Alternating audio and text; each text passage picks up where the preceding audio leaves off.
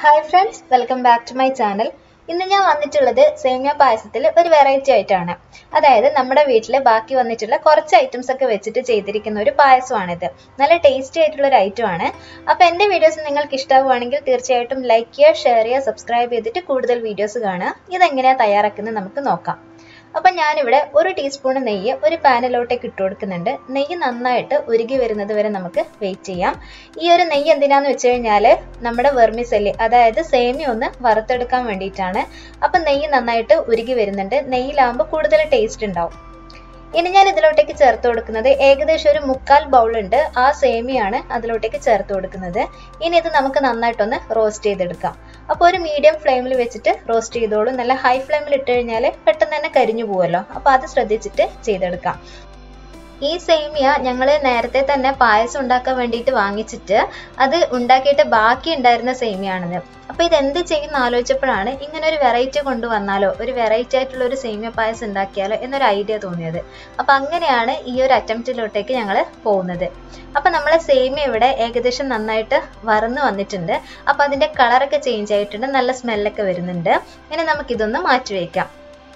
ഇനി ഞാൻ ആവശ്യത്തിന് പാലെടുത്തിട്ടുണ്ട്. ഇത് ഏകദേശം 1 കവർ പാലാണ് വരുന്നത്. അതിലോട്ടേക്ക് ഒരു ബനാന, ഒരു പഴം ചെത്തിയതും കൂടെ ചെറുതായിട്ട് അരിഞ്ഞതും കൂടെ ഇട്ട് കൊടുക്കുന്നുണ്ട്.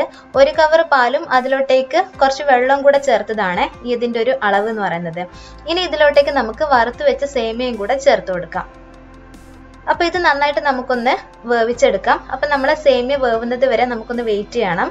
ഇനി ഇതിലോട്ടേക്ക് നമുക്ക് ആവശ്യത്തിന് പഞ്ചസാരയും കൂടെ ചേർത്ത് കൊടുക്കാം.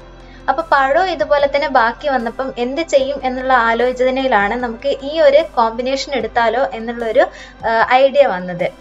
അപ്പം നമ്മൾ ആവശ്യത്തിന് പഞ്ചസാര ചേർത്തിട്ടുണ്ട്. നമുക്കിത് നന്നായിട്ടൊന്നും കൂടെ ഇളക്കി കൊടുക്കാം. ഇനി ഇതിലോട്ടേക്ക് നമുക്ക് 1 നുള്ള് ഉപ്പും കൂടെ ചേർത്ത് കൊടുക്കുക. എപ്പോഴും മധുരമുള്ള സാധനം ഉണ്ടാക്കുമ്പോൾ 1 നുള്ള് ഉപ്പ് ചേർത്ത് കഴിഞ്ഞാൽ മധുരം ബാലൻസ് ആയിട്ട് കിട്ടും. അപ്പം നമ്മുടെ സേമിയ ഇവിടെ ഏകദേശം ഒരു പകുതി വേവായിട്ടുണ്ട്. ഇനി നമ്മൾ ഇതിലോട്ടേക്ക് ചേർക്കാൻ പോകുന്നത് നമ്മുടെ കറുത്ത കടല ഉണ്ടല്ലോ, അത് വേവിച്ചിട്ട് അതിൻ്റെ തൊലി കളഞ്ഞിട്ടുള്ളതാണ് ഇതിലോട്ടേക്ക് ചേർക്കുന്നത്. അപ്പോൾ ഇതും കടലയും കൂടെ ബാക്കി വന്നത് കൊണ്ട് അതും കൂടെ ഇതിലോട്ടേക്ക് ചേർത്ത് കൊടുക്കുകയാണ്. നിങ്ങൾക്ക് താല്പര്യമില്ലെങ്കിൽ ചേർക്കേണ്ട യാതൊരു ആവശ്യമില്ല. അപ്പോൾ ഇതൊക്കെ കൂടെ നമുക്ക് ഒന്നും കൂടെ നന്നായിട്ടൊന്ന് വേവിച്ചെടുക്കാവുന്നതാണ്. അപ്പോൾ കുറച്ച് സമയം കഴിയുമ്പോഴേക്കും നമ്മുടെ പായസം നന്നായിട്ട് കുറുകി വന്നിട്ടുണ്ട്. സേമിയൊക്കെ നന്നായിട്ട് വെന്തിട്ടുണ്ട്. അപ്പോൾ നമുക്കിതൊന്ന് മാറ്റി വയ്ക്കാം. അപ്പം നമ്മുടെ പായസം ഇവിടെ റെഡി ആയിട്ടുണ്ട്. ഇനി ഇതിന് നമുക്ക് വറുത്തിടാനുണ്ടല്ലോ. അപ്പം ഞാനിവിടെ ഒരു പാനിൽ കുറച്ച് വെളിച്ചെണ്ണയാണ് ഒഴിച്ചു കൊടുക്കുന്നത്. ഇനി അതിലോട്ടേക്ക് ഞാൻ ചേർക്കുന്നത് കുറച്ച് തേങ്ങാക്കൊത്താണ്.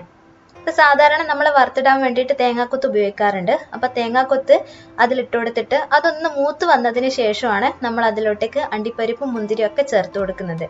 അപ്പം അതിൻ്റെ കളർ ഇവിടെ ഏകദേശം മാറി വന്നപ്പം അതിലോട്ടേക്ക് ചെറുതായിട്ട് അരിഞ്ഞിട്ടുള്ള അണ്ടിപ്പരിപ്പും മുന്തിരിയും കൂടെ ചേർത്ത് കൊടുക്കുന്നുണ്ട്. അപ്പം അതും കൂടെ ഒന്ന് കളർ മാറി വരുന്നത് വരെ നമുക്കൊന്ന് വെയിറ്റ് ചെയ്യാം. അപ്പം ഇത് ഇവിടെ റെഡി ആയിട്ടുണ്ട്. ഇനി നമുക്കിതിൻ്റെ ഫ്ലെയിം ഓഫ് ചെയ്തിട്ട് നേരെ ഇത് പായസത്തിലോട്ടേക്ക് ചേർത്ത് കൊടുക്കാം. അപ്പം നമ്മുടെ പായസം ഇവിടെ റെഡി ആയിട്ടുണ്ട്.